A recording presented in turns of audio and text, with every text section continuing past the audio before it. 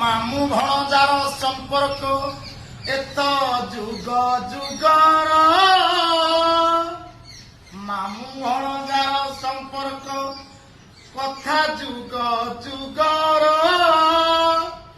ନାରାୟଣ ପରା ଭଣଜା ଅଟେ ମାମୁଁ ଘରର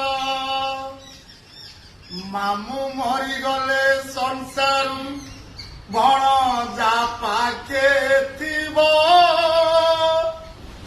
ମାମୁଁ ଚାଲିଗଲେ ସଂସାରୁ ଭଣଜା ପାଖେ ଥିବ ଓ ବିନାନିଆ ଭଣଜା ମାମୁଁ ମୁଖରେ ଦେବ ମାମୁଁ ମୁଖରେ ଦେବ। ତେଣୁ ଯାହାର ପୁଅ ନାହିଁ ଯଦି ଭଣଜାଟେ ଥିବ ଶେଷ ସମୟରେ ସେ ମାମୁଁ ଘରେ ମୁକାଗ୍ନି ଦେବ। ଭଣଜା ପରା ମାମୁଁ ଘରର ନାରାୟଣ ଆଉ ତାକୁ ଲକ୍ଷ୍ମୀଙ୍କ ପାଖରେ ରନ୍ଧା ହେଇଥିବା ମାଣ ଧାନ ଯାଉ ତାକୁ ଦିଆଯାଏ। ଜୟ ଶ୍ରୀ ଜଗନ୍ନାଥ, ଜୟ ଶ୍ରୀରାମ।